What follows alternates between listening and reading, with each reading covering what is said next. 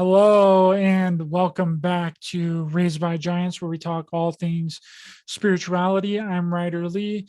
Tonight we have returning guest, the wonderful and brilliant Paul Knight. But before I introduce him, Raised by Giants is now on Rokfin. If you haven't heard of Rokfin, it's an amazing video platform that actually cares about its creators. You can make a free account over there and watch all of my content and all of the other creators' content. But what you really want to do is sign up for the premium account so you can watch the premium content. And it is far less than a YouTube premium account. And you'll not only get my premium uncensored content when it gets released, but you'll get all of the other creators' premium content as well. And I just released my first premium video on Sunday. So check the link in the description to sign up for the video streaming platform, Rokfin.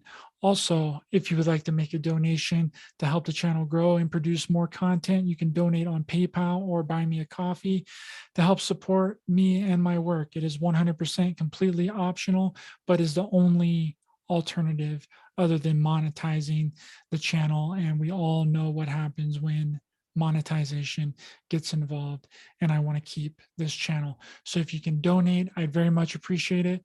No donation is too small, and thanks to everyone that's donated so far. I appreciate you, and there's a lot of generous people out there in this community. Check the links in the description for donation options. Thank you. So without further ado, introducing tonight's returning guest, Paul Knight. He's from the UK, a jack of all trades, geek for learning what he can, when he can. He looks at things differently than most. There's no topic he doesn't take into consideration. He's been making YouTube videos for nearly 3 years now. If you'd like to check out his work, check the link in the description for his YouTube channel. It is called What the Flock TV, and I highly recommend you do. He is a genius on many levels, and you will learn a lot. Hello, and welcome back to the show, Paul. It's good to see you, brother. How have you been? Oh, I appreciate it. Welcome back. It it feels like yesterday we did the last one, and it's like nearly a year, or it might be a year. It's just good to be back on your channel. And let me loosen me off viewers. I'm only joking. Well, I'm really looking forward to talking with you here tonight, and I've done quite a bit of research before bringing you back on because your knowledge is so vast, Paul, and I love the way that you take everything into consideration, brother, and explore every avenue and possibility, and that really no theory is off limits, which is, amazing the way that you look at things like none other. We are very lucky to have someone like you in this space, Paul. So it's an honor and a privilege to have you, my friend. No, it's an honor to be on, and it's weird, isn't it, when as creators and whatever you want to make as researchers, whatever label people want to give us, I just feel isn't it good that you can look at all topics? You know what I mean? He doesn't set yourself. It's like going into a library and just having one book. You know what I mean? There's only so much you can do with that, and I'd rather go in and there'd be shelves and shelves and shelves, and you know what I mean. Doesn't mean I'm an expert, far from it. I just, you know what I mean. I just don't want to limit myself to a topic. But sometimes, as we know, it does marginalize you in a sense of the community because you're so open. You know what I mean? And it's weird. I just don't. That's one thing I never get about the community, because there's different facets. There's different.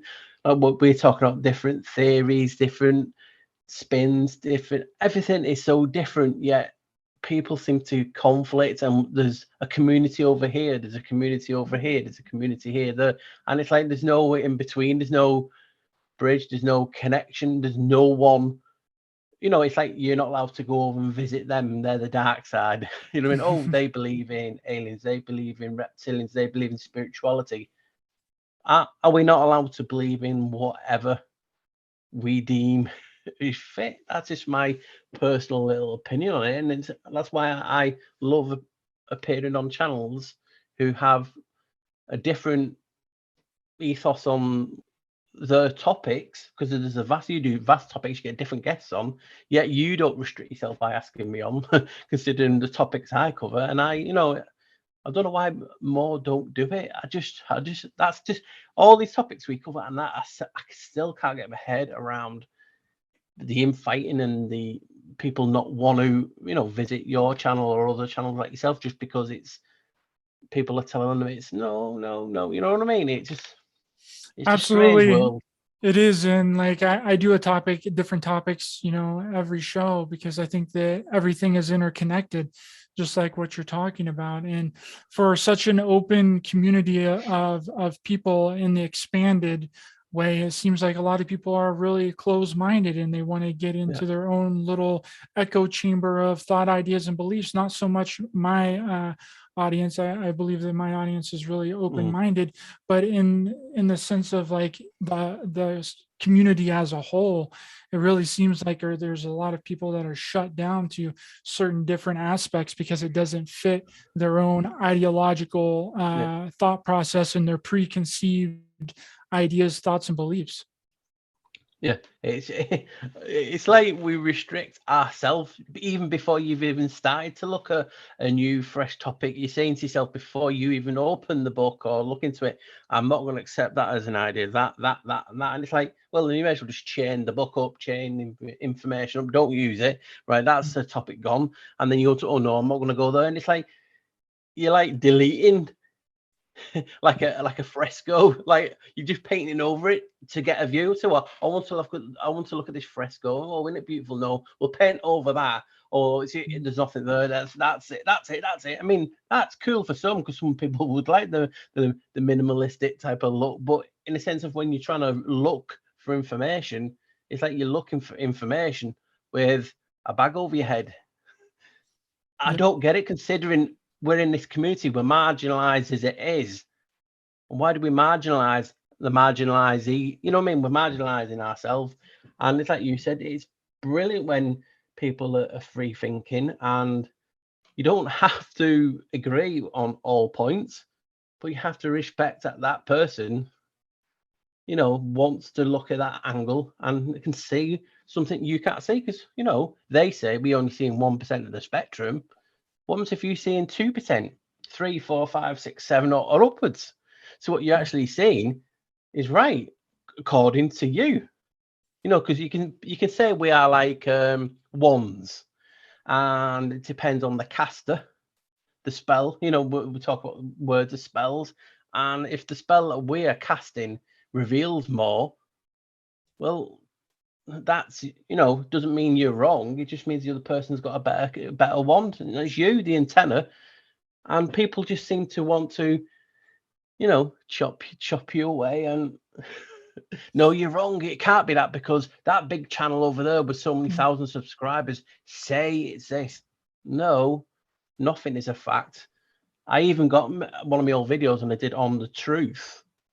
I even got people calling me out on that. I was like, oh my God, really?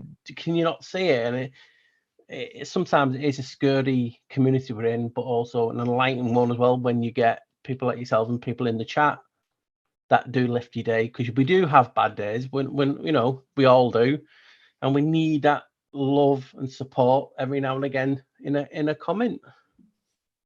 Absolutely. And then, because there's been a few topics that I've really discussed on this channel where I was like, oh, maybe I should, not release that. But then I'm like, no, I'm afraid well, maybe it doesn't make sense. But then when you put it out, you have no idea what kind of chain reaction that's going to set off in people, what kind of other thoughts that they might get based off of the information that you put out. And that's a very integral thing in this community, is to just put out the information, just get it out there, because you never know what kind of chain reaction and what kind of thought process and what other people can kind of add on to what you've already discovered, and then it can create a whole other another avenue for people to explore. So that's why I'm no topic is off limits on this channel either. Like, we can go in whatever direction I want to go, or you want to go, and we can take it to whatever level and explore whatever we want, because just like I said, you never know how that's going to affect the listener or the viewer. I've just got Diana Ross now in my head because of you. Chain reaction. I'm just picturing her behind you singing it now. So don't say it again. I'm trying to be professional. Yeah, you're totally right, because I've done a video and I've hated it, and it's people have really enjoyed it. And I'm like, I thought I knew. You know what I mean? And it's that chain reaction that, like I said, we're using spells. We're using the Ouija board. We're using, you can call them whatever you want, but you can still use this system of spell casting for good and opening people's minds. Do you know what I mean? There is indoctrination on both kinds. It can't be just all bad indoctrination, because if you look at it really deeply, if you've got a channel who's got hundreds of thousands of subscribers and people are taking their word as law, that could be another form of indoctrination, and people, are seeing things and being mind controlled. You know what I mean? So there's always seeing it from different angles. But I love my subscribers, or our friends, family, whatever we call them. I call them all sorts, but they are like family to me, because they help me through bad days or when I'm busy. Like I said, the comments are brilliant. YouTube try and stop that, but we have to get that chain reaction going, because the spark for an idea can come from any comment, can come from anywhere. And if we can, even putting out a video that we might not think is good, that spark will then could give someone who's watching it a really bad day, and they've thought, oh wow, that's made me think, and you know what, let me comment. And then that comment's come back and you've gone, I did not think of that. You know what I mean? I wish we could like re-record the video once we get all these comments in, because they're brilliant. Yeah, and speaking of, igniting that spark, like there's a spark that almost every one of your videos that I watch on your channel, like my thoughts are just, rolling. So I kind of thought we would start off with one of your more recent videos and talk about spellemology, right? Spellemology, because Spelletymology, yeah. Spelletymology. It is a tongue twister, isn't it? Yeah, it is. It is a tongue twister, but it makes sense. So like the word that you used the other day, which was Lucifer, because when you broke down that word, it really started to make a lot of sense to me, because I done a video on the symbolic and allegorical nature of the Bible called Sexgate, and the way you broke down the word Lucifer, right, really started filling in some gaps for me, and it's very interesting. So maybe break down the word Lucifer for the audience a little bit, Paul. Yeah, the idea of this episode of spell etymology, it's basically etymology, obviously the study of words, and I put spell because obviously words are spelled. So I just came up with the series Spell Etymology, and I get tongue twist saying it, which is so funny because I made it, and yeah, you created the word, right? Yeah, I created the word, yeah. So if anyone's like that 3 years ago, I've made it, I apologize, but it just came to me, spell etymology, and I'm not seeing anyone else use it, so I'm having it. But yeah, that word, I don't know how I picked the words. It's just, I was sitting at home, I don't know what I was watching, and Lucifer came into my head, and I'm just thinking Lou. And I like people will message me, because you will always get trolls. It doesn't matter how nice you are or what information you put. You'll always get some people who don't troll, and they always say, "Oh, you're doing it wrong." Well, how am I doing it wrong? Because words are spells. I'm just recreating, in my own opinion, the spell, and I'm seeing if I can find anything that's intriguing. For instance, if I type in dog or something, and I just do do or you know what I mean, I just find something that actually it makes sense on a topic. So the word that you're talking about was Lucifer, and I split it up, and I thought, you know what, I want to do Lu, Lu, and then it's cipher. I thought, wow, cipher sounds like code, and computers decipher, cipher, and I'm like, damn, I have to have a look at this now. So then I get excited, like I always do, like a little kid. I start looking at the words. I look at Lou. I find out that means there's a lot of variations on it, like the and he and his. I'm like, he, his, them, yeah. And it's as simple as that. And it's not. it's hard, and people can do whatever way. You could have broke it down 2 different ways, 3 different ways, because sometimes the spell casting has to be said twice or 3. It gets broken down into 3. So I just look at things.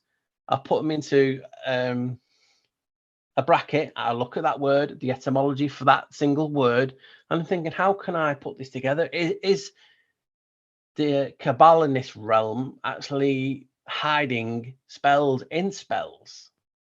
So this is why I look at it a little bit different and see what I can expose. And when you're asking me, when you done about Lucifer, and I've typed it in, you know, Lu, and then cipher, but instead of cipher is Cipher as it is, I put in a CY as a cipher. And the things that I was getting, I mean, I can read them out now. It was like Lucifer means replacement code, the hidden code, his code, the code that was cut. So some of them things get you thinking, wow, because, and then you automatically think like you did, well, that channel did a video, I did a video on Lucifer, and now some of them words that Paul is bringing together make me go, wow. Because people automatically think of like Lucifer, and people say, oh, well, he's a light bringer, it was Satan, and all these words, and we all know these, you know what I mean? It's like they use different words to mean adversary and different things, and it's not actually him, and it's Venus. That, like I put in a video, I always like to put a few other things in a video after I'm getting excited now, so I have to calm down and slow because I always talk too quick. But it just makes you think, because in Matrix you have the character called Cypher, you know what I mean? So, and he was like the bad guy, you know, he told them where they basically were on the phone, you know what I mean? I forgot what his name, Panteline or Panteline, or his actor's name. But look at it. People talk about, could Lucifer or Satan, whatever name that you want to call the entity, could it be AI or something like that, like a program gone wrong? Like in Tron, is it Tron 2? The program's called Clue. Now, if you rearrange that, Clue spells cull, which means to kill off, or, you know, eradicate type of thing. So when you start looking at, instead of Lucifer as Lucifer, it opens up your eyes to go, wow, he was known as the light bringer. In other religions, he was called Prometheus, bringer of knowledge. And we're talking about hidden codes that were cut, like his tail. You know, I mean, there's talk about him having a tail, and on the last video we was talking about tails. So that makes you go, wow. Just, you know what I mean? And that's how I go around doing these things. And it's, like I said, it's just my opinion. But when you start to look at Lucifer as like a computer code or a hidden code or something hidden, it goes when to you opposite were of, the word Lucifer was only mentioned in the Bible one time, in the book of yeah, Isaiah 14:12. How says, how art thou fallen from heaven, O Lucifer, son of the morning? But like you stated in that video, that was a mistranslation of the word Lucifer in the Bible, when it was translated from the vulgar translation from shining ones or morning star. It was translated into Lucifer. And then, you know, whenever you brought up that word, I was like, okay, well, it's cipher, Lucifer. It's a cipher. It's a word that's been inserted into the Bible because it was a mistranslation, to let us know that there's a cipher to be unlocked, a code, a secret meaning.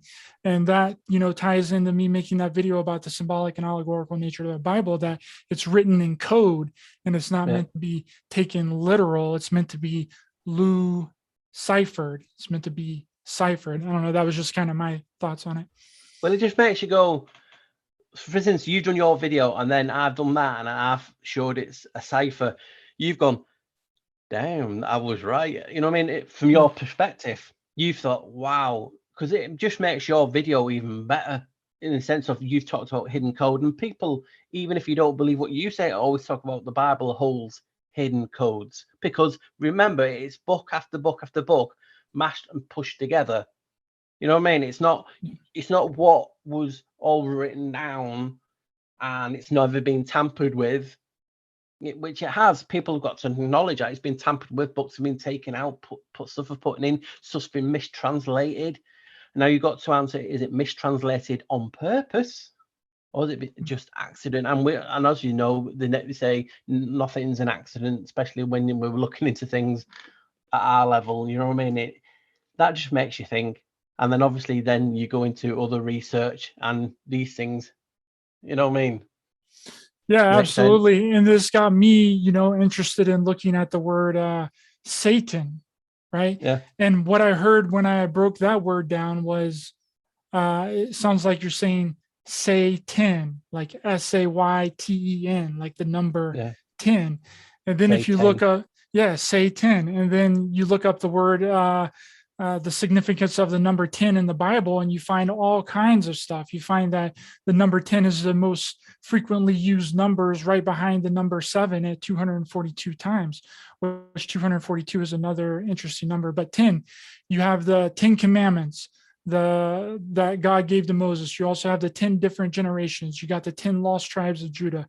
And then you got the beast that's described in the Bible as having 10 horns and 10 toes, which sounds more like a description of Satan to me as well. But you also have the 10 plagues of Egypt and the Passover lamb, which was on the 10th day of the first month. And then I also researched, I put in Satan into a gematria calculator, and I found it very interesting because Satan, the full reduction of the word Satan comes out to 10, right? And then, which I also thought that was really interesting to, because whose number is right after that, which is 11, and I think that there's a connection here between Satan and Janus. And if you put the word, like I said, the Satan into a gematria calculator, you get the full reduction is 10. Just like if you put Janus's name in a gematria calculator, the full reduction number is 11. So I thought that was really interesting. Yeah, and there's been books. I mean, I've not got the links now. It's appeared in videos, but I've actually got snippets of information saying that Lucifer is just another name for Janus. You know what I mean? So people who are wondering what we're talking about on Janus is just, it's like one of the topics that I really go into depth on.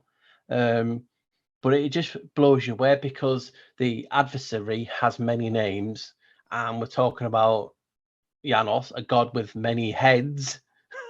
You know what I mean? And there's so much more that makes you go, about that topic and other topics. So when, like, for instance, when I don't, like I said, you look at a lot of topics, I look at a lot of topics, but when we look at something, we generally have an order of things, this is how I do it. I have an order of things, how I look at. So when I look at something, I automatically see if there's like the Janus aspect in it, and then my brain, and then I go down the pecking order, because obviously if people's watching this for the first time, Janus is the god of gods, not my speaking, the actual speaking, and he comes first. And this topic has really gripped. It's starting now. You'll see a lot more people talking about it now. And that's good, because you always think, am I going crazy? Am I only seeing this? But when we're looking at, you're talking about the Bible, and we're talking about Janus. Well, Janus goes by another name, right? So one of those other names is a derivative of Janus, is John. So when we talk about John is the first. When you get the Bible, you open up, it's Genesis, isn't it? And it's John 1:1, the word of God. John 1:1. What does that number look like? It looks like a doorway. It looks like number 11. Yep. Yeah. And then you go to the end. Remember, Janus you only see two faces in the modern world, but the third one's invisible. But he's also, the beginning and the end. You can set the Alpha and Omega. They've said a lot. But you got John at the beginning in Genesis, whichever the camera's on, and then Revelation was written by John. So you got the beginning and the ending of this Bible, but it's by, but two. So you got both Johns, which accidentally are the patron saints of Freemasonry. John the Baptist and John the Evangelist, the patron saints. So you're saying the patron saints of Freemasonry are named after Janus, and they represent the two pillars. You know what I mean? So when you start looking at it that way, and people automatically, oh, that's intriguing, and then you get some, because you're talking about the Bible in this way. You know, people need to understand the book has been deciphered, recrypted, reciphered, whatever way you want to look at it, it's been changed for a reason. Now, I believe that whatever name you want to give God or Jesus or whatever you wants us to find things. That's why we seem to have an urge to research, to re-look inside us, because it's like we've been wiped. Now, you could say it's them, it's wiped our memory, or it could be the case that he wants us to find. And in one of the old books that I found somewhere, it does mention that God wants us to find him in knowledge. And that's what he created that for. And it's just an intriguing topic. And that's why when we talk about, oh, this is the truth community, or this is the truth, what letters in the middle of truth? It's a U. That is why we are important, because we are in the middle. But like anything, there's two sides. Truth also has a rut, R-U-T, which is a trap. And you can get caught in the truth and you can be lost. So all these things are just intriguing and just want it, you know. Yeah, they really are. And another thing that I found interesting is you just mentioned God there, and God's number in gematria is also 10, which is the reverse full reduction is 10, and the full reduction of Satan is 10. So they're playing games with us, Paul, and they give us these little clues for us to try and figure it out. But what that really tells me is again the kind of adversary thing, with Satan's full reduction being 10 and God's reverse full reduction being 10, that they are maybe opposites or the polarization of each other. Or what I thought of is that maybe God is really Satan and Satan is really God, and we've gotten it inverted by having absolutely no idea what we've been worshiping for thousands and thousands of years. You know, I don't know. That was just kind of a little thought that I have, because if you look at whenever you think of something in reverse, you think that you would, reverse it. And then God's full reverse reduction is 10, and then Satan's full reduction is 10. So if you looked at it like that, it's being reversed. So the actual God that is, that we should be, the good guy, I guess you could say, good and bad and evil, whatever, is actually Satan, and then the bad guy is actually God. I don't know. And that's like the mind to mess, I don't swear, but it's another way of me saying it, like a mind fuck. And that's why sometimes it feels like it, you know what I mean? Is it, because sometimes we have to admit it as people, sometimes we do overthink things. You know what I mean? And it's like, is it what you just said? Or do they actually think that we're going to think that, and actually it's the right way? Or the way you described it, is it meaning because the God's got two faces or more than one face? He's got one more name. And that's where the Janus comes in. That's why I researched it. Why is this God? It's supposed to be so insignificant, yet I'm finding 500-year-old books, 400-year-old, but you name it, telling me that he's the God of gods. They pray to him. They changed the calendar. They did all this reset in his honor, and you can find it to this day. The pandemics, everything, it's all connected to him. Their biggest poster boy is called Gates. That's Janus's name. It's like, Absolutely. Then, directly, the 11 directly refers to the Tower of Babel in Genesis 11. Is all about the Tower of Babel and how they switched our language. And we kind of touched on this last yeah, I time. mean, why, how come we can't say it's always a coincidence that this 11 appears, you know what I mean, in specific areas, because even, and this is what does people said, and I always tell people, this is what's happening. You've got Janus named as different gods, and that Janus is just a gatekeeper, the janitor. He has the keys. So imagine him with the keys, and every key is a different god, opening up different doors, different names. And he's tied to Marduk, he's tied to Kush, all these different gods, Ea, Enki, all these gods he's associated with. He's known as God of the Flood. And he's also known as Noah. Yeah. And this is why I don't understand it. When people, I used to get, like I said in the last video, I used to get really, really mocked by the community. Oh, more Janus posts and get laughed at. It blows people's, when you start to look at it, you go, wow, because it opens a door. And like we've just said about he's number 11 as well, and different things, and how, because we all have seen in the community, people talk about the transgender movement, all these actors. My last Spelletymology was on actor, and it means really good one, by the way. Yeah, basically, even if you just type it in, the basic word for actor means an agent. That's basic. That's not me splitting it up and doing them little things. And then it went on to go to exert influence on others. And it talks about actors, TOR, is a door, is a gateway. You know what I mean? So these things, them actors are a gateway. And transgenderism, they're talking about you changing from one sex to another. Now, I'm not saying it's bad. I'm just, telling you from this point of view that Janus is the god of transitions and transfers, different things like this, and boundaries. So he's their god, and they're changing their sex to appease him, because he goes by another name, Baphomet.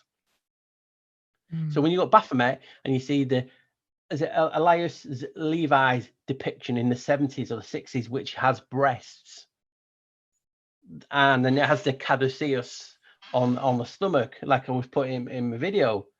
If you think about it, that's just his representation. The representation that the Templars worshipped had 3 heads. Oh wow, that sounds rather familiar. So you can see why I get excited when people are talking about the transgender or something else in the community, and I'm saying, yeah, but can you not see that's all traces back to the god Janus? Yeah, and there's something to the androgynous nature that they're trying to push forward, because if you look at the first words of the Bible are, in the beginning God creates, but in the Hebraic translation it states, in wisdom Elohim creates. And in the Hebraic translation, the word El is God and is masculine, and the feminine version is called Eloah. And in the Hebraic translation, the word Elohim is plural, meaning gods and goddesses. So we get in the first sentence of the Bible that God is androgynous, which means the angels would also be androgynous, and they would have created Adam in their image, which would mean, you guessed it, Adam would be androgynous. So I think that is. And then you look at Janus, Janus being a androgynous kind of 3-headed god, and that's who they worship. So it makes sense that they would want to create a whole society of these kinds of androgynous kinds of people, and that's where we're getting the transgender kind of thing rising up right now. 100%, because you get him with a female counterpart in certain images, male and female and androgynous, holding up a Y chromosome.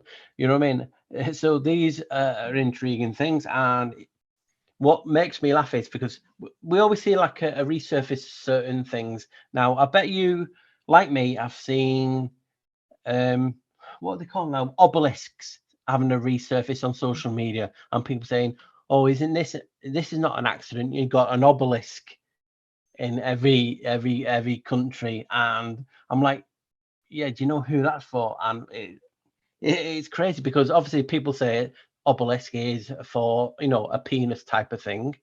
You know what I mean? You can say many things, but Janus goes by another name. He has so many. That's what intrigues me. And it's not me making it up. That's the best thing. People think, oh, God, I bet he's just making that up. And that's why I try and show you all the time in my videos. Like, I found books. And this doesn't mean it's fact, by the way, guys, because even though I'm showing you and I jump into things like this, I always say it's information. I found it. I'm sharing it. If you want to take on board, please do. If you don't, it's cool. It's just, you know, it's information that we have to share. Now, he goes by another name, does Janus, Concevius. And you're thinking, Concevius sounds like conceive. And he is the god of propagation and insemination. Oh, so we have an obelisk. We have that the aspects of the, you know, of the penis. Yeah, all the obelisk and is basically just phallus worship. Yeah, phallus worship, which was huge, and that conceivus comes from concevier, which means to sow, which, you know, you just talked about in the Bible. But creation, to sow is to I begay, which is creation. To sow, to seed, and to begay. And he goes by other names, Liber Pater, you know, Liber Father, open up. He's basically open up access to you know, to access the seed. So we're talking about all this phallic worship, and Janus is also god of you know, insemination, pregnant, and all that. And you got these phallic, and you can get images of Janus looking like a penis with these two heads inwards. You know what I mean? Yeah. I could actually show you one now if you want me to actually show you. I'll just pull it up and then get it on the screen so you can actually see. And this one is from a race. It's just gone out of my head. In Africa. Oh, Dogan, the Dogans. Is it Dogans? Yeah, Dogans. Yeah, the Dogans. Yeah. Just come back out now and I can share the screen, and you'll see what I'm on about.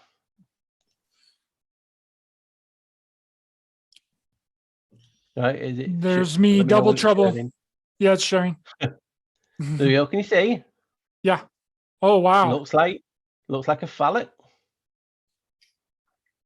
And this is in Africa, and this, you'll actually find them all over the world. I just got this for the show because I anticipated you asking something on this line, not like, you know, specific Janus, but you're talking about the god of, you know, insemination, and he's most of his statues look like penises. Yeah, then it's with the two faces. It's like that it's androgynous too. It's representing the male and the female, and the being one together. Yeah, one together. And I've always said it. There was a race of androgynous people. So they just come out. I mean, I've got a little few things on here. I'm still sharing, I think. These are the things that people always talk about. Oh, well, we've got Kronos. Look at God Kronos. What do we see? Three heads. Do you know what I mean? And people think 3 heads. Oh, well, that's just, you know. Oh, hold on a second, Paul. Couldn't this be like a Trinity thing too? Couldn't this be, because we know that the Trinity. Trinitarians. Yeah, we know that the Trinity represents, you know, man and woman and God coming together in a sacred act. So could the 3-headed God be representing the male, female, and then God? He could well be, because like I said, you know, I look at all aspects and I put all aspects out there. And what you're just reading here is basically telling you, like, all this linked to Kronos and Saturn are basically the original indigenous version of Janus. Janus is the first of them. Tell me that's not. I mean, I've got a friend on Twitter, and he sends me loads of stuff that from ancient books showing you that Saturn is also Janus, and Saturn is tied to the seed, and who has to let him open up to insert the seed is Janus. These weren't one and the same. So this is telling you Janus is the original indigenous version of basically these, the main gods. It's, do you know what I mean? It's, how can you not be intrigued in a topic when you're finding evidence like this? I mean, this is just what I had on here, and this is, well, Genoa, and the word for Genoa means to kneel, and it's named after Janus. What did we have all the celebrities and all the world leaders do not long ago? They all took the knee. It was a ritual. Yeah, and it seems like some kind of initiation process as well. Yeah, you're being as you initiated. can see, a female-y type of face with Janus with a beard. It goes by many names. You can find that many of them. I don't think I've got anything else on here. It's of interest. Let me just see. There you go. There's the Trinity again. Yeah. The 3 heads. There's also 2 heads coined with Janus, and he's got 3. And if you believed in the 3 in medieval times, you were called a Trinitarian. So it's an intriguing thing, and you'll get pictures with Jesus and different things with 3 heads, and people talk, oh, it's a Trinity, it's a Trinity. Well, I can show you pictures of Baphomet with 3 heads, Janus with 3 heads. You know, this world is one big interpretation. It's one big perspective. You walk down the street, you will see things I won't see, and I'll be walking down with you in the street and I'll see something else. And that's the beauty of it. That's how we was maybe created to do that. If we're in a puzzle, you're good at one bit aspect of the puzzle and I'm good at the other aspect. But if we don't talk, we can't put this puzzle together, if that's what, you know, we're made for. And this topic of Janus, I don't just research it all the time, but it seems to find me. I mean, that seems to connect all back to really everything that you're doing, and you're 100% right about Janus's number being 11. You know, that's 100% fact. It is 11. You put Janus's name into a gematria calculator, you're going to get the full reduction as 11. So there's no getting around that. That is very verifiable. Like anyone can look that up and go on. And then whenever you get into the 11, you see he's the god of doorways, that, he's the god of many faces, the god of keys, the god of archways. But here's my question, Paul, that I've had for a while from watching your videos and your content is, if he is the god of the phallus, he is the phallus, he's the god of these monuments, and who is the mother, right? Because I think that's an important factor, and it might just be me, getting kind of looking at it from a 3D perspective, but it only stands to reason that if you have the god Janus as the father, the god of keys, the god of the phallus, that would mean that he is more of a masculine, or he can be the androgynous kind of god. But is there a mother? Is there a you kind of get what I'm asking? Yep. I mean, if you just go off the plain, if you typed it in and researched, it'll give you about one name for Janus's mum, and it's a name called Tellus. That's tell us, but that's also another name for Earth, for Gaia, or whatever you want to call her. Some people like to say, is it Tiamat? You know what I mean? So there's so many names, because what we do as a society, we seem to have to label something for it to, to mean importance. Did these gods actually have a name? Is it the reason why we do label something? If you think about it, label, it's like a verse, it's a song, and Baal's another name for Janus. So we've got to label something to keep, for instance, pen, marker. Now, is that now, because I've given it a name, I cast a spell, it is stuck in this reality? But using my, my spell, my cymatics, it's come out the energy and it's made it real in this reality. Janus is a god of frequencies. the keys, music keys, frequency keys. So he's the god of the frequencies. Now, he has various lady friends, will be nice. Lady friends, partners, cardia, known as the hinge. Notice it always association with the door. He's been known to hang around with Hecate, Hex, like Hex. You have Cybele, there's Janus. There's always a depiction, because what happens is if we're sitting, around a campfire and it's say 1,000 years ago, we would come up with another name, and thus these gods get various names of, depicting something else to their culture. Now, is there a proper god female mother? Well, how does procreation happen? But then again, we're also thinking just in that natural way of, insemination. What if we are in another reality? We are in a simulation. Is it a program that's writing it? Is it just code, like binary? 0, 1, 0, 1, there's the 11. Then you're talking about is other realities, like you said, 3D, 2D, blah, blah. Rinse. I don't know if you've watched me video called Counter Earth, where that talks about how another Earth could be just off sync frequency wise, and all these stuff like HARP, CERN, which is another name for Janus, Cernunnos, are trying to bring these other Earths and realms together. Is this what's causing all the problems? Is the Schumann resonance another Earth, another us or realm spiking because it's coming in close contact? Are we not allowed to share the same space? Who knows? These are all questions that we need to ask. And has Janus got a mum? Well, they say it's Telos. Is there anyone else? It could be. Janus sometimes gets called a demiurge. So that is the hard thing, because when we look at it from one point of view, for instance, you will look at it another point of view and say, Paul, well, you know what, that sounds more like it could be his mum. Or is it the case of, because he's creation, did he just create himself?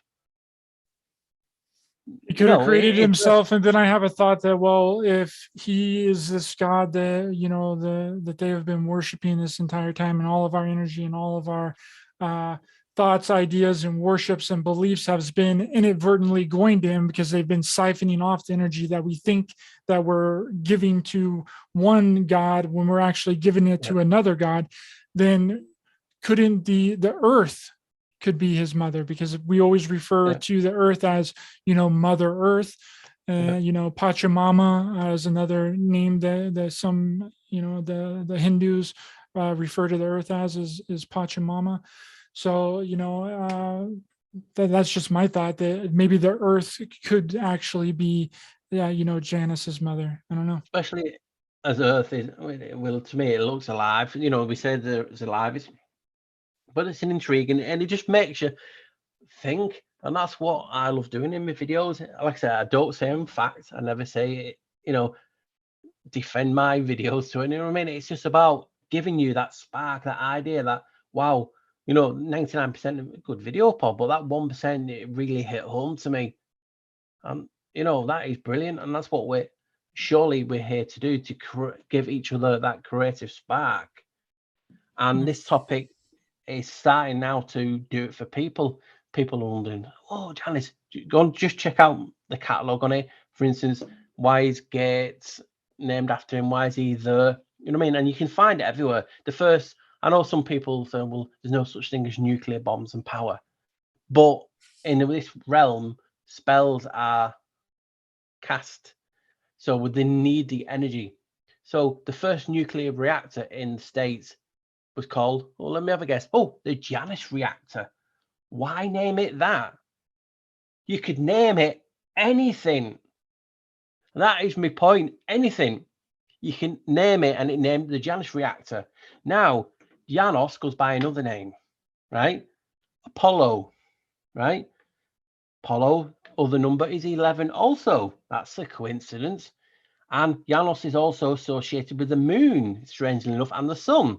Yeah, and then you think about the Apollo missions to the moon as well. Yeah, Apollo, what was it? The first person to land on the moon, the mission was called Apollo. 11. The first, I mean, you Wow. can, and now this for people older, we didn't land on the moon. It doesn't matter. It's a spell. It's a It's the ritual. reality of them causing that. They've called it Apollo 11. The first time. Janus has to be first. He's originally, back in the day, you know, different emperors come in. He was 11. And they moved him in an aspect all the way to the beginning, to the 1st, to January. So they physically moved the months. And that's what people, it's hard to say when people say, what calendar did you go off with? Well, we've lost X amount of years. We lost 11 days in September when they did that move. Why 11? Oh, it doesn't matter. That's just a coincidence. So we see these things, and when you put them all in the box, it mounts up. You know what I mean? So when you'll say, oh, Paul's gone crazy with the Janus, but Apollo 11, the moon missions, all this is the sun. It takes 11. Is it 11 days or something? It adds up to 11. It's 11 seconds or 11 days for the rays to get. And I know it's not that, guys, but it's their casting of the spell. They want you to believe it's that, and the 11 will appear in a lot of places. Well, I mean, when you think about it, what do we call whenever we have an emergency? You know, it's 9/11.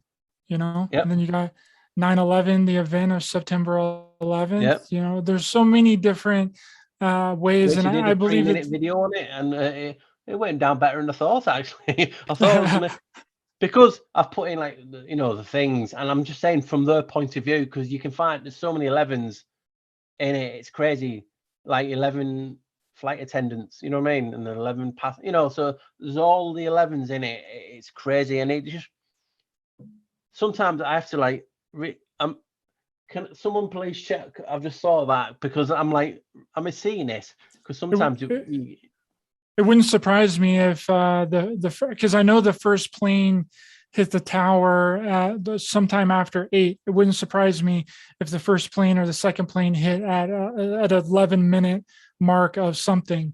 You know, 8/11. Flight 11. Yeah. Wow. And the pilot was named John. What's that a derivative of? Oh yeah, Janus.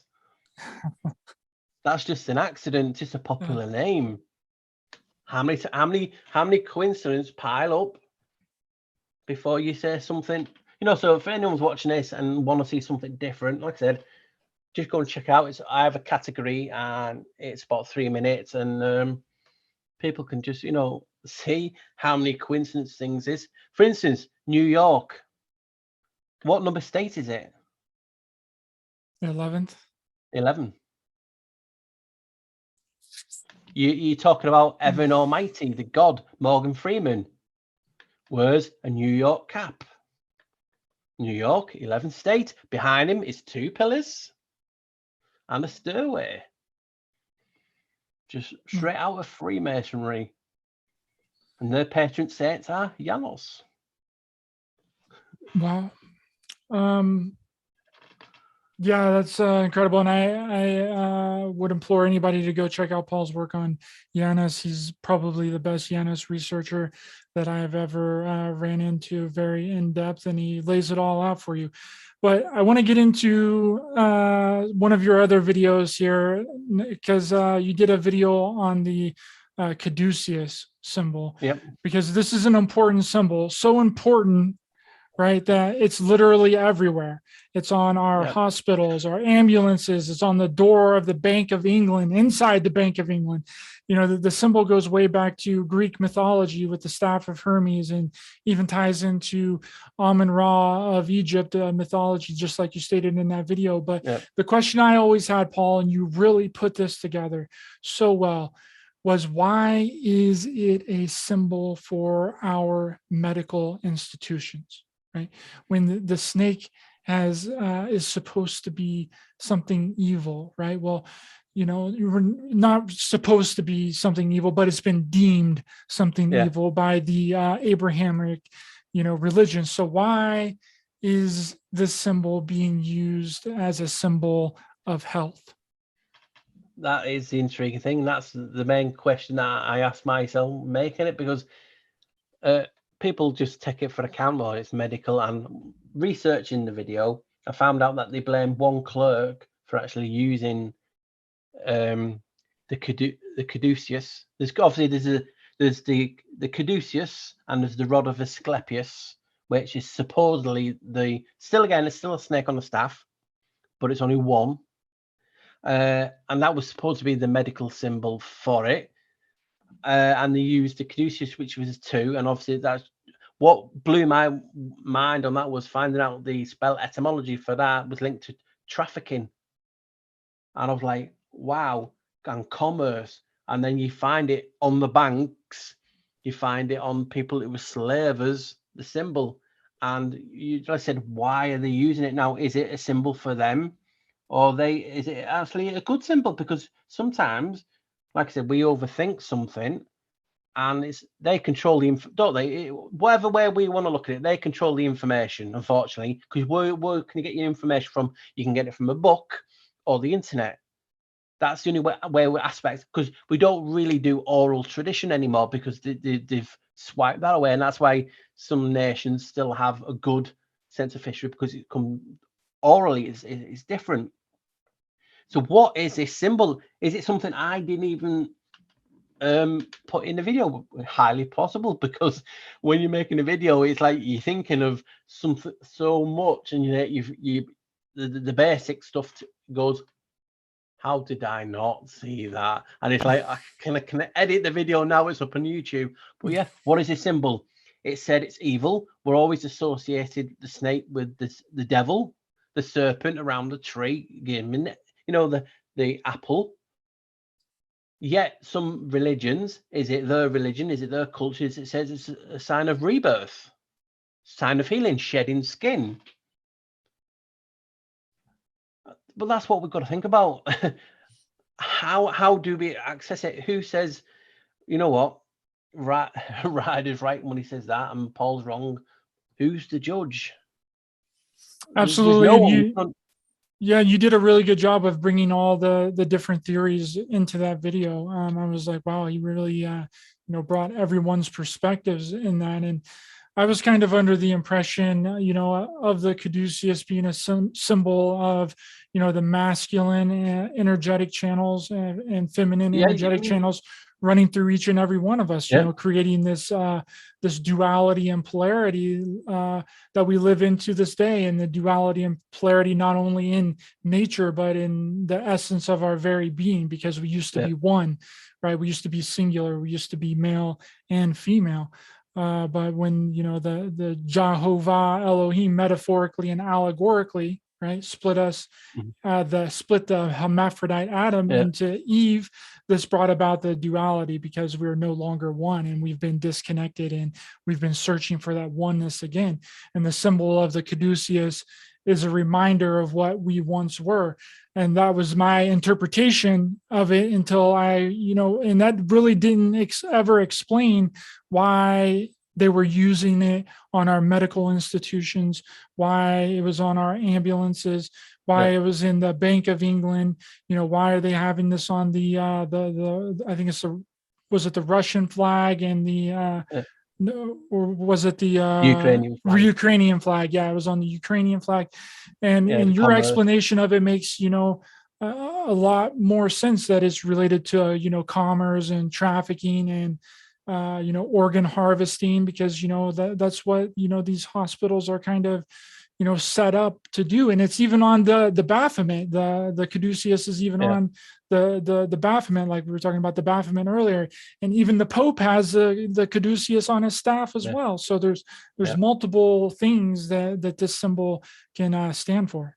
Exactly. And that's where they get us, because unfortunately we're not just not saviors, but we also are saviors and our downfall, because there's so many theories. And that's why I always say to people, who's the person out there to judge which theory is the right one? And that's what sometimes is our downfall, because it can be anything. I mean, for instance, people will see the secret society members doing the hidden hand over the eye, all this stuff. Now, I showed in an old video that spell, it is spelled out the vowels, A-E-I-O-U. Well, that's another name for a god. You know what I mean? So we're talking about they're doing the symbol sign, and how possibly could that be this? And it just blew me away. So it could be they're just hiding things so inside, in plain sight, because sometimes, like the saying goes, we miss it because it's right in front of us. How many times did we see this symbol of the Caduceus, the two serpents, and then we see the one serpent? They say, oh yeah, that's the actual right one for medical. Well, why have you not changed it? Why did you decide to go with the two? And that's what racked my brain is, why? Here's a reason. You can't just say, oh, well, the guy in the patent office or the guy in the clerks, he did it wrong. That's one of the excuses they gave for it, for the army adopting it. It's like, really? Because you had institutions with the one snake, and it even says it in the Hippocratic or hypocritical, whatever way you want to look at Hippocratic oath, the rod of Asclepius.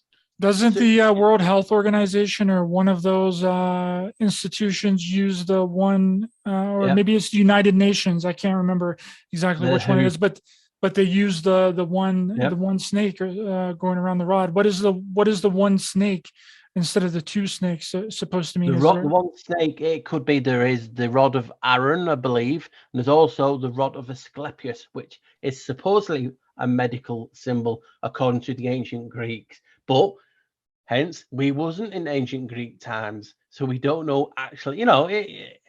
Most of these people didn't even write books. I mean, Pythagoras didn't do a book yet. His name's dashed around with a lot of things. Like I've said in other videos, some of these people didn't have books. For instance, the Hippocratic oath is supposedly named after Hippocrates. Yet there's books saying this guy was not what people are saying. It was just a normal medical, not what these are saying over here. And his name's used. So history's been made his story, his door for these aspects. Now, there is another serpent round a rod, which head looks a different way. So notice sometimes the Asclepius is one way, and there's a god called Harpocrates. He's a god of secrets and silence. He has a snake, one snake on a rod, or a tree, and that is the same side as the whose. When you're talking about Aaron's rod, Aaron was Moses' brother, right? Yeah. And wasn't his rod, his staff, placed next to the Ark of the Covenant? Or am I thinking of someone different? It might be. Like I said, I didn't go really too into that because I was going to maybe do, because I said in the video I might do a follow-up on that. It does sound, because I did, like I said, did read a bit on it. And that just gets you thinking, like, now you're thinking now. And that's just what I'm here to do. Doesn't mean I'm right on my stuff. I'm just gathering information and making us all think. And that's why I make videos as well, because I need to remember. And you can only fit so much in your head. Yeah, I think Aaron's staff is divine because it was placed next to the Ark of the Covenant or something along those lines. And Moses' staff, like, it wasn't as divine as Aaron's staff, but Aaron is basically not even really mentioned. No one really even knows who Aaron is. Yeah. But and that's intriguing. Is that both brothers' serpents wrapping around? You know what I mean? So what you said was a point too, because really we are supposed to be one.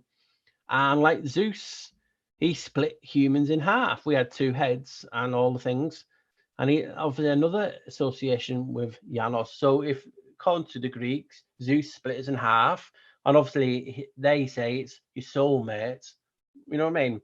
But he split us in half. We were one, now we were two.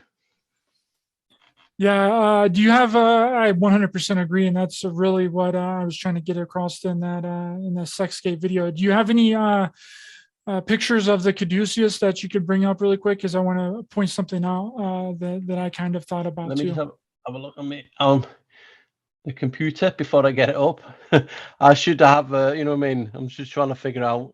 Yeah, I should have been prepared for it too, but I didn't have any. Yeah, I'm just, time to because when you click on your little files on your computer and you click arrange in order. They've just rechanged. So I'm just having a look because I use different titles. So if you know, you carry on talking, I will talk. I'm just trying to look for this file. Yeah, I keep all my files. Yeah, I just contend that there's a third being in the imagery of the Caduceus that people don't even really notice, which is the actual staff and the wings, right? The staff going straight up between the wings almost looks like a head between the two wings, and the snakes on each side. You know, which then really got me thinking, you know, about Janus being the three-headed god. So the staff and the wings depicted in the Caduceus imagery could be considered another being, you know, depicting the three-headed god, you know, Janus. Yeah. So just trying to find it now. That's all good. It's like, you know, since I've clicked that thing, it just no, it's not that one. Yeah, but these are all good points, and this is what I always say. I don't know, you know what I mean? And when you talk to other minds like yourself, this is only when you can come to certain, because we've had the bicameral mind in ancient history, and you know what I mean. We've had all these different things, and you know what I mean. We don't even talk about a lot of these things. I can. What I'll actually do is because see, I got a picture here. I can. Yeah, you know what I mean. I don't want to be just keep looking at my computer. So you put it up. I just my eyes like I'm trying to find the file.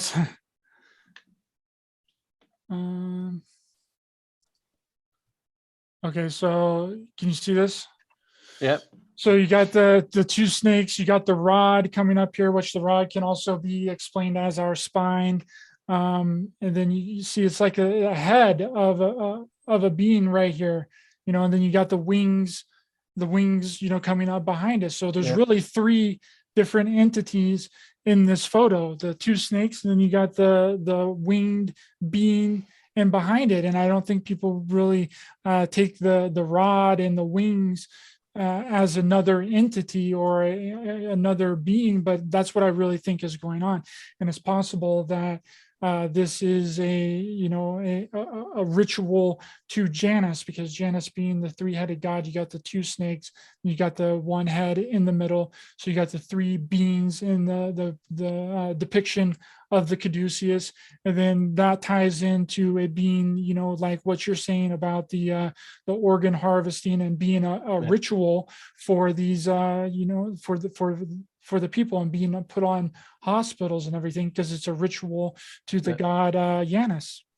Well, if you actually click on that one that you're on, that, you know, that one in black there, this one, the one above, if you actually click on that, you can actually see in this one, a lot of them, they show that the head is actually an acorn. Now the acorn, not acorn, the pine cone, pineal gland.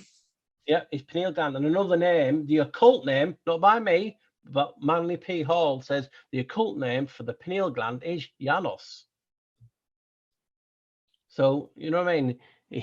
Which I've shown in many videos. So you will see in some of the aspects of the rod has a pine cone on top. I think the Pope's one has a pine cone on top to match the pine cone in the courtyard. You know what I mean? So these things are the interesting. What you've got to ask. Why, you know, people always talk about the pine cone and the pineal, and I go, yeah, but do you know what the occult name? And people just the jaws drop. Do you know what I mean? Yeah. The occult name for pineal is Janus. Yeah, that's And people say, well, who said that? And we'll say Manly P. Hall, because they love to use his information for occult wise, or you know, like it sound in occult oculus. You know what I mean? So all to do with the eyes, and in the Vatican they have the pine cone with the two peacocks, which is also associated with, you know, enlightenment and different things. You have the pine cone district, you know what I mean, in Rome. It's just So if you're activating your pineal gland, because that's what a lot of people say, that, Yeah. activate your pineal gland, decalcify your pineal gland, activate your kundalini, which is this Caduceus imagery up your spine to hit your pineal gland, to shoot it out the right side, to unlock your get to the next level of consciousness. So really what you're doing is you're moving the energy up, if you're talking about activating your kundalini, to hit your pineal gland, which is Janus, and then Janus explodes out the right side of your brain. I know, and then you got like the two sides of the brain, which is like two temples. The 11, and when you look at certain aspects of like a slice, it's like a man's brain. You know what I mean? So a person's brain. It's just intriguing. Can I ask you a question? Because I don't know if I did this video, because obviously it's been about a year. Do you ever go out of a room and go into another room and forget what you've gone?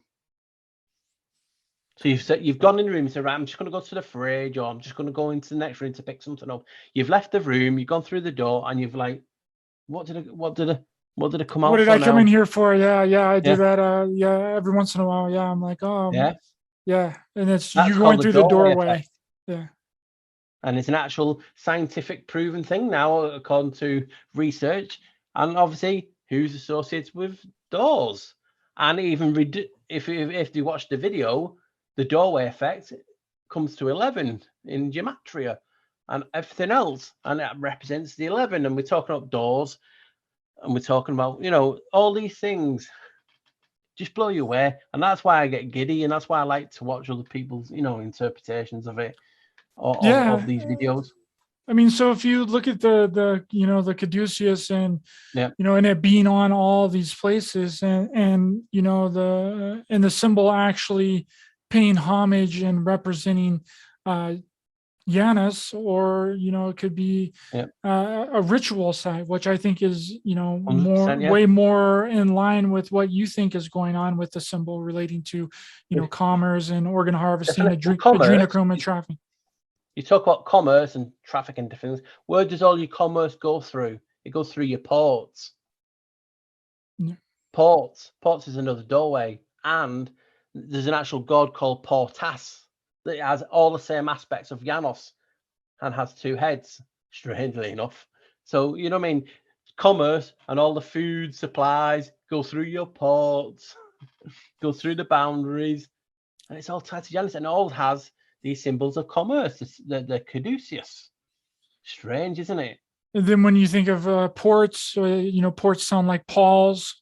Paws. You get commerce goes through your hands. It goes through your paws, because we're always trading, we're always buying, we're selling goods.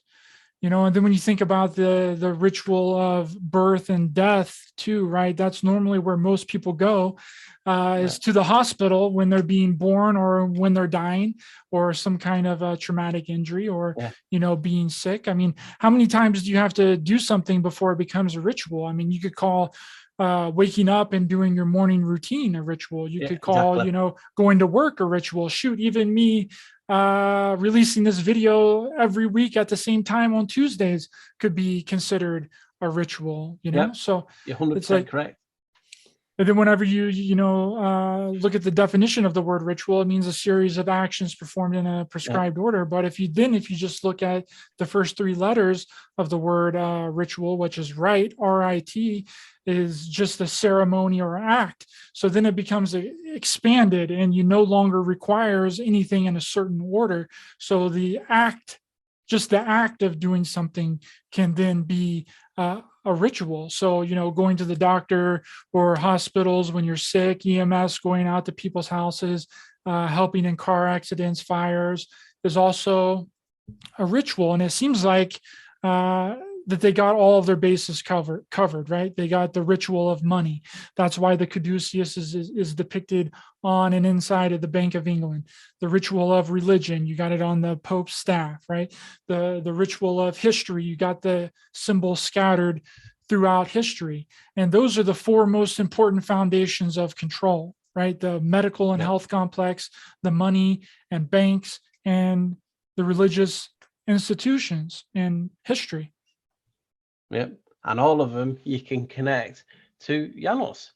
It is mind blowing. It's not. I always say to people when I do my videos, it's not just me. You know, like some channels will say, right, if you do this and you decipher that 16 times and you look at the back end and you 10th book, you know, like really outlandish ways to connect something. And I say, there's an excerpt from a book saying this, and it's not just one, it's X amount. So like I say, treat it as information, because obviously we don't know what's, you know, so-called truth, but just look at the word history. People always break it down and go, it's his story, it's his book, it's his tale, it's his talk. Break it down again. His Tor, why? Janus. Tor, gate, door. His gate. You go through a gate, a door is a transition through anything, and it can be associated to anything. So his story is his store. Why? His Janus's door. Janus's, and you can see it. What is it now? For instance, Janus, the white rabbit. I'm going down the rabbit hole today, guys. We're on these topics. That's a portal. That's a doorway. That's a transition from this reality to learning something else.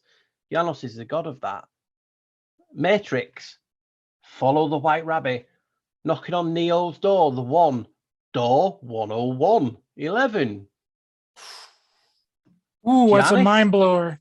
Yeah, especially in this country. I don't know if to do it in the States, Ryder, but in this country, every first day of the month, every first day, there used to be a tradition of going white rabbit, and you would say that to bring yourself good luck, right?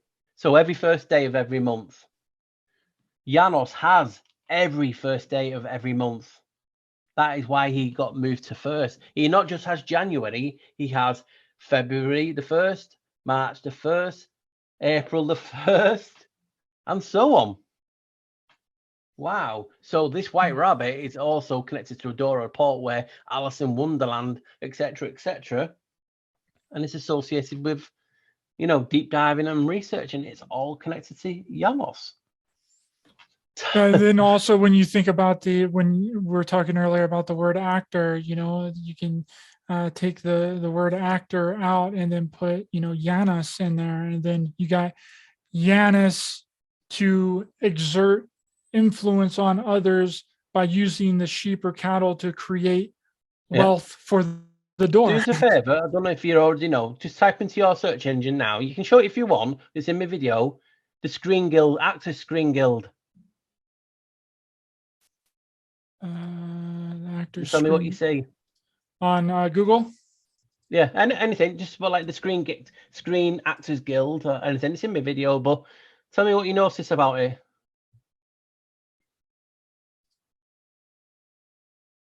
The logo. Yeah. You'll see two faces.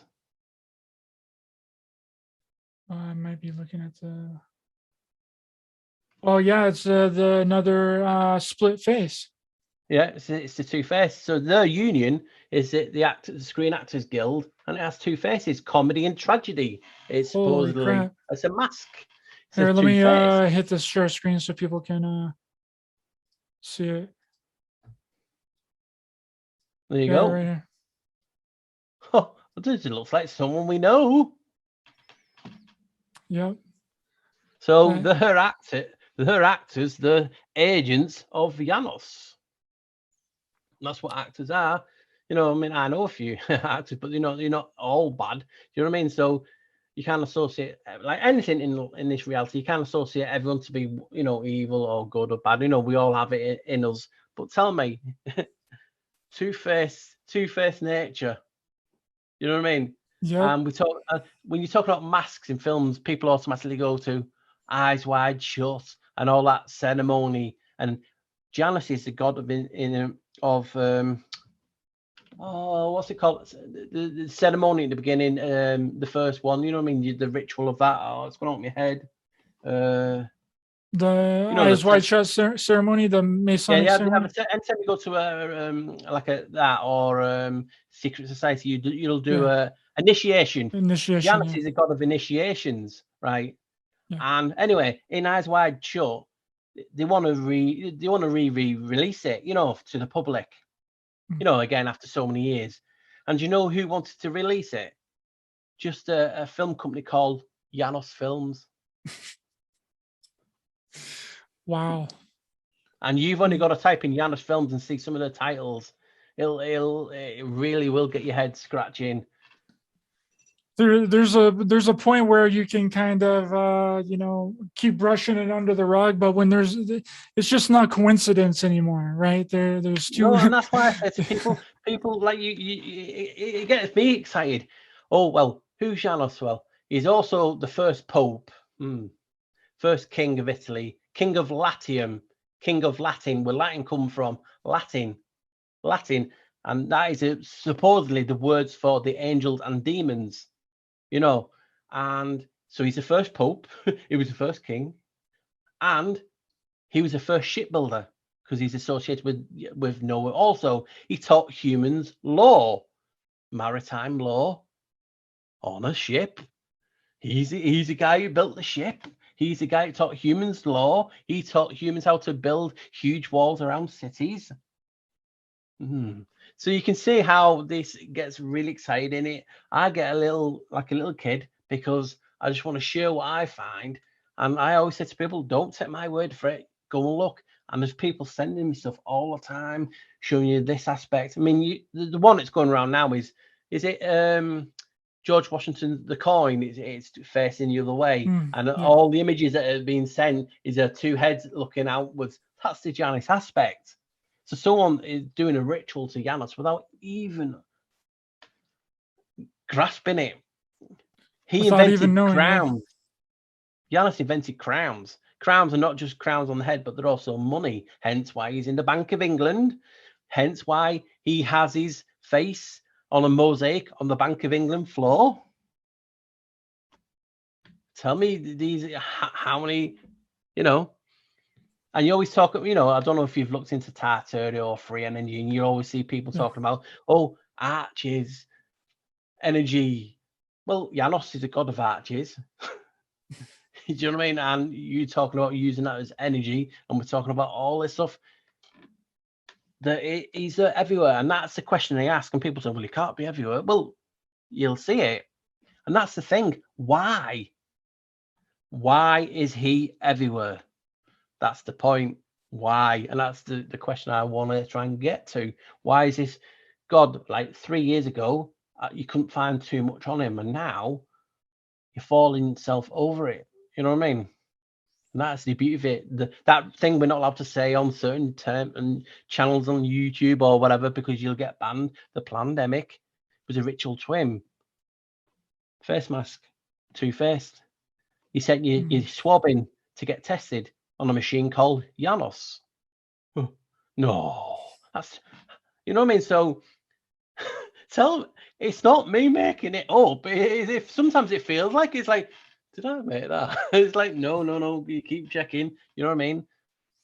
It seems like it's a huge ritual that they're and everything is been ritualized around this god Janus, and our reality has been set up for us to ritualize him knowingly or unknowingly. It doesn't matter because he's still getting the energy or the praise or the thanks or whatever it is for us doing these rituals for him, for him to keep going. Now, I don't really know what the real reason is other than like the siphoning of our energy, like they always do, by making it something that you're worshiping that you have no idea what you're even worshiping, and giving your praise and thanks to just like when you say amen at the end of your prayer, you're giving your praise and worship and thanks to the ancient Egyptian sun god Amun Ra.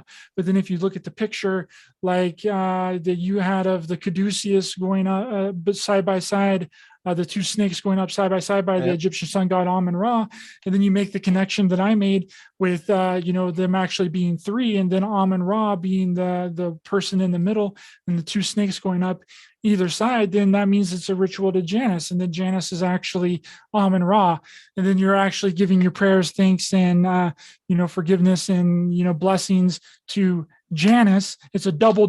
They're hitting you with a double. It's a double agent. I've just sent you something on like Messenger, but you doubt you'll see it on the screen. But basically, what it is set in Horus. And look now, I've just found another image, and just look at the image. You can see it on your screen. Oh yeah. You know what I mean? And this is what we're talking about when we're talking about this androgynous.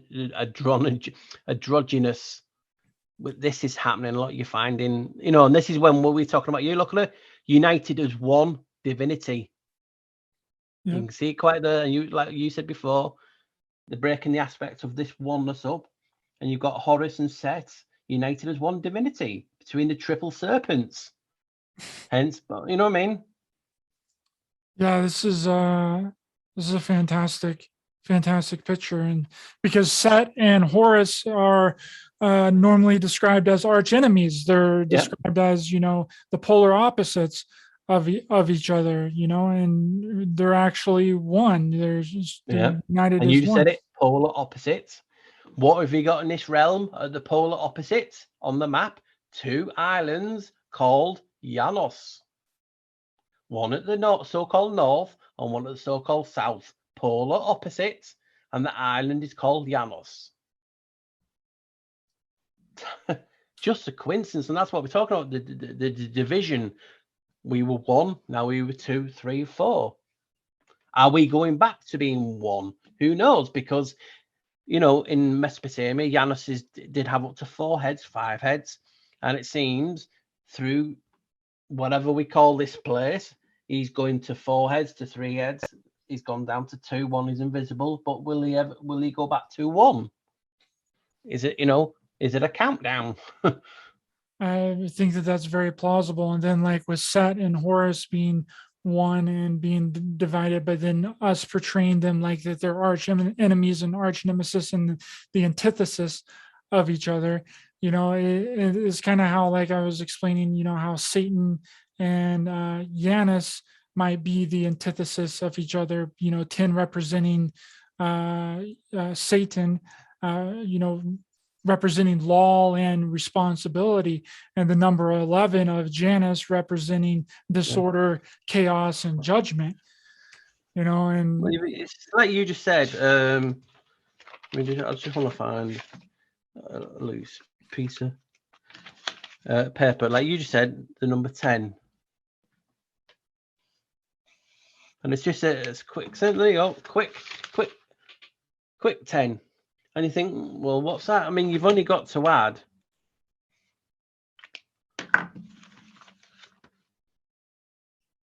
another 1 after it straight away, and you're talking binary.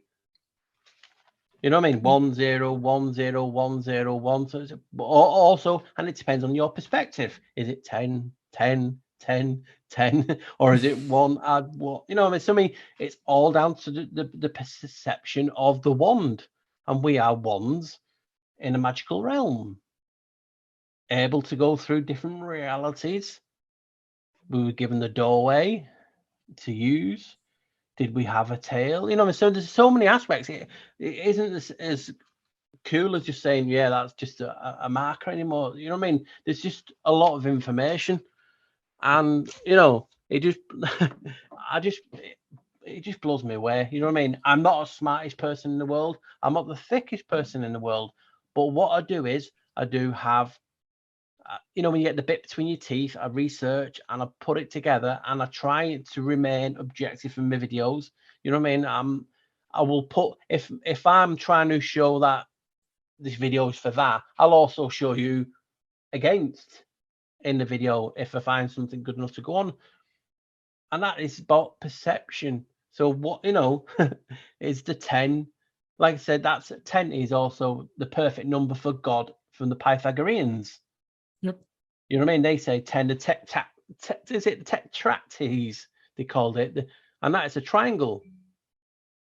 And they also use a sign of the triangle, the pyramid, as a sign of divinity. Hence why they use it in a lot of symbolism. So you know what I mean? It is an intriguing, and people are like, what are these guys talking about? We have no method today. We were just like, we'll just chat, and then we'll jump from this topic, and that is the natural aspect of it. You know That's what the I mean? best way to do it, being super organic. And I mean that, all of our symbols and stuff has been, hijacked and turned upside down Yeah. too, to mock us, like the Eye of Horus. You just brought up Osiris and Set there. The eye of Horus, it wasn't originally anything evil or nefarious. It's Yeah. been turned in to the all-seeing eye, and it's put there as mockery. Like, hey, we see you and we have your eye. And the swastika too, not originally a symbol of hate and racism. It's been used in many ancient religions, famously Buddhism, symbolizing the feet or footprints of Buddha. The same with the upside down cross. The pentagram, same exact way. It was inverted and turned upside down to lock us into this 3D physical world, when the right side up pentagram is a pagan symbol for ascension after death into Valhalla. And same with the peace sign. The peace sign is supposed to be upwards, like the tree of life, but yet it's down. It's it's rooting us into this 3D physical world. Like, that's just my kind of thoughts on, why they're turning all of these symbols and and using, a lot of certain symbols and symbology in a wrong fashion, is to get us locked into a 3D physical reality. Yeah. They want to lock us in a prism. And obviously, how do we see different lights? When light goes through a prism, it changes into a rainbow. But a prism, but sounds like a prison. And our bones, as I've showed you in one of my videos I really, really like, our bones, our skeleton is it 65% crystal? So, you know what I mean? We're talking about the crystal in our bones. We're talking about crystal in our teeth. Our balance is crystal in our ears. The pineal gland is crystal. Adrenaline is crystal. Melatonin is crystal, and so on. Crystal.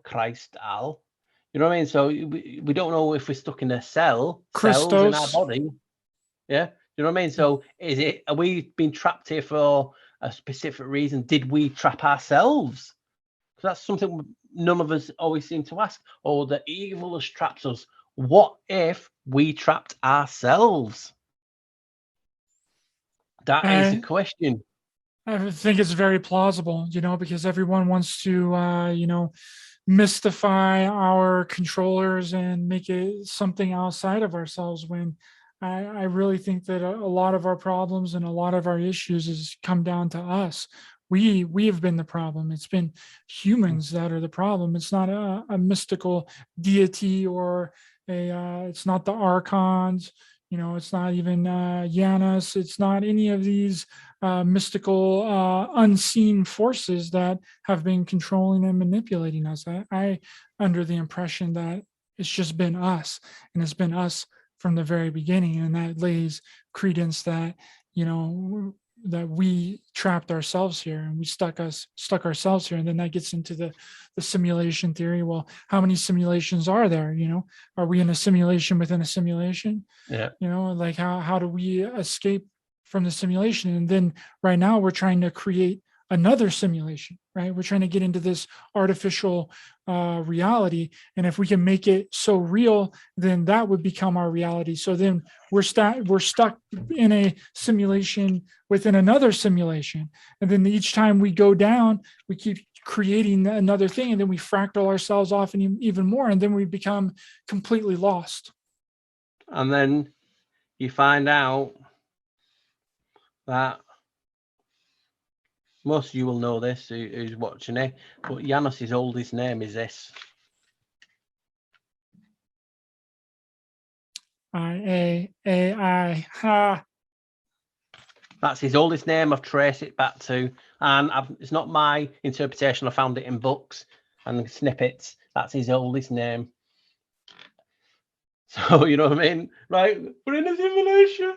But you know what I mean. It's one of those things, and sometimes we overthink things. Like I said, we go too deep, and sometimes is it like Occam's razor, the simplest, But sometimes we just don't know, and that's good and bad, because we always seem to have an urge. We need to know, and there is aspects of where we do use faith, but you know what I mean. We do seem to want to get to the bottom of things, you know what I mean? And when I see that's his oldest name and a lot of god names come from that, you're like, well, why has no one else been saying this for years? And people have been making videos on YouTube about Janus and all the things I cover, but not in the aspect of what it is in regard to the cabal and, you know, the so-called elites. It's just mind-blowing. And that's what, like I said, you talk about 3D and different things and a lot of other topics that I probably never even thought of with your guests. Do you know what I mean? Yeah. And you know what I mean? It would be intriguing to see do any crossovers of Janus going to those angles. You know what I mean? And that's why I always talk about angels being angles. You know what I mean? Angels and angles are just, you know, light. You know what I mean? Light refracting is an angle. You know what I mean? It's like the Masonic compass and set, you know, set and square. The angle it actually is I think it was 47, which adds to 11. You know what I mean? So we're seeing all these things, and it's like, wow, have we been this wrong, or is this simulation rewriting itself? Are we rewriting it because, you know, we were made that powerful? You know what I mean? And that's why, you know, did we get dumbed down because we were using the power of the vocal cords, the voice of God, and destroying things? Did we take this power away from us? But some of us, like nature, Mother Nature, always finds a way. Do you know what I mean? Is this what's happening? Because we just don't know. I mean, there's images of people being like, look like they've been blasted, you know, in India, in the Indus Valley, you know, the civilization. And was there a great war? And did we go away or hide our way, you know, hide ourselves away to, you know, to stop it? We just don't know. That's the beauty of it, you know, getting these ideas out. What actually is going on in this reality? And you'd be here for decades, lifetimes. Well, I've very much enjoyed the conversation that we've had here today, Paul. Thanks so much for coming on. I appreciate you a lot, my friend. I had a really good time, and you know, keep going forward and keep making those videos. You know, you're loved and you're appreciated, and let the people know where they can find your information online, Paul. Yeah, obviously my YouTube channel. I mean, I should get other places, but like I said, I don't. I find hard enough making videos at the minute. But just type in. You know, I've actually found a way. You know, when you click on it, you can actually go. If you type "What the Flock TV," you will go to me 9 times out of 10 because I got the URL. Lucky enough on the YouTube, and will I ever go on other platforms? You know, I never say no because you can never say never. But go to my channel. You'll see so much topics. I mean, I try and look at everything, but yet you look at me topics and think, oh, I've not heard of that before, or I've not seen this before. I just like looking at things differently. I don't take myself too serious because I don't know everything. I know nothing. And I say this in videos. Do you know what I mean? And people seem to like it. People seem to like just me sat in this room. I'm real, you know me. You'll get some idiots because, you know, I mean, I scratch my eye or something, or your secret society, you know what I mean? We always get them, but 99% of the people are actually beautiful. I get messaged from people who just watched me for the first time on a live and said, can you please tell people thank you for making them feel welcomed in the premieres? That to me is humbling beyond belief that people, because we all have different opinions, yet people don't butt heads, you know, and they respect each other. And that's one of the main reasons I do it.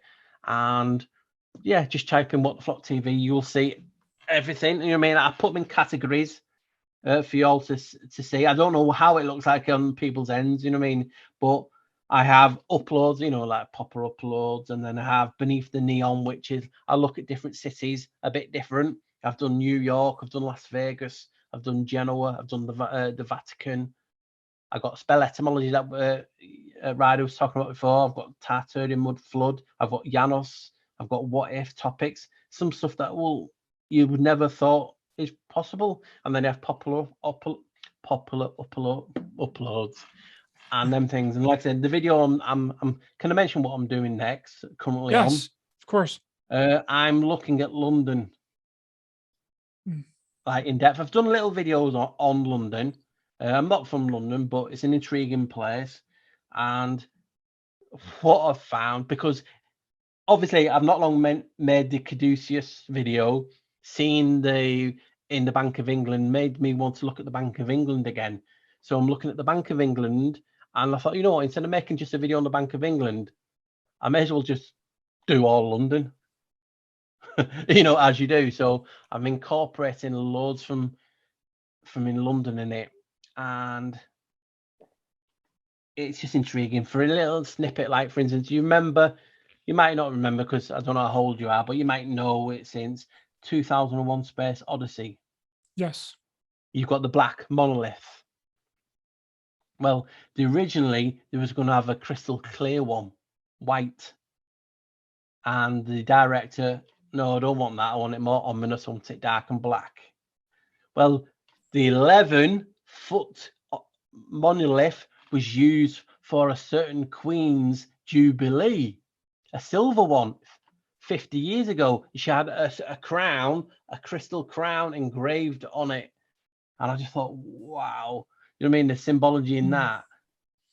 So there's loads of things in that I'm going to put in. I'm going to put in buildings that was never going to existed. I've put in stuff like City of London. It's 32 boroughs. And if you had the City of London together, because you have Greater London, so there's London that you look on the map. You have the City of London, which is a separate entity. It's known to run under the Crown Corporation. So you've got kind of City like of Washington, London. D.C. here in the United States. It's a separate. Well, in London, you have 32 boroughs or districts, 32.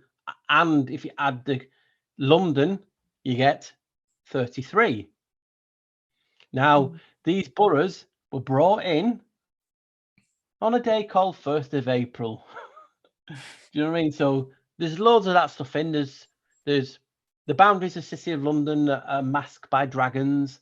You know what I mean? So there's loads. It's going to be jam-packed. It'll probably take me 10 years to make.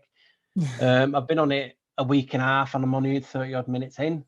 You know what I mean? So that's the kind of thing I do. I look at things different, and I try and show you something different. And like I said, I have different topics, and hopefully you'll enjoy it. I do talk a bit quick, but that's only because I get excited. I don't get out much. I don't get much time to talk to great minds like Ryder and other people. So when I do get out, I have to get it out quick. And it's funny because you can see Ryder try to rein me in. He's like, no, he's going. But you know what I mean? You'll enjoy it, guys, and hopefully I'll see someone there. Please, when I do have a premiere, just if you're around, pop your name, come in and say hello, and you come from Ryder channel Raised by Giants, and hopefully they'll make you feel at home. Awesome. Thank you so much, Paul. I appreciate you so much, brother. Amazing conversation. Your knowledge and wisdom is like no other, and I love the way that you look at everything. Please go and check out Paul's work on his YouTube channel, What the Flock TV. The link will be in the description of this video, and I could not recommend it more. Every time I listen to one of his videos, it always gets my mind a turning. There's so many different things that he talks about in there, and he gives different perspectives on everything. Also, I'm on Twitter too. What the Flock TV. I'll put that in the description as and that's well. just where I'll put my memes, because I'm no longer on social media. So like Facebook, that's where I'll put my my memes. I make memes as well. Yeah. Paul makes some of the best memes ever. So yeah, I follow him on Twitter for sure, because I've stolen quite a few of his memes. Yeah. Admittedly, I've told him that I've been stealing them, and he's okay with it because they're golden. They're so good. Your memes are crazy good, my friend. But check the links in the description for Paul's information. And for everyone else, thanks for watching and listening. Much love to everyone in the chat. Please be sure to hit the thumbs up button. to help the channel out in the YouTube algorithm, share, subscribe, hit the bell icon as well for notifications. My link to my channel on Rokfin is in the description. Sign up over there, hit the follow button. I just released the first premium episode over there on Sunday, so go over there and check that out. Also, you can catch this episode and any of my other episodes on Apple Podcasts, Spotify, iHeartRadio, Google Podcasts, and download them individually on Spreaker.com directly to your device for free. Links are in the description.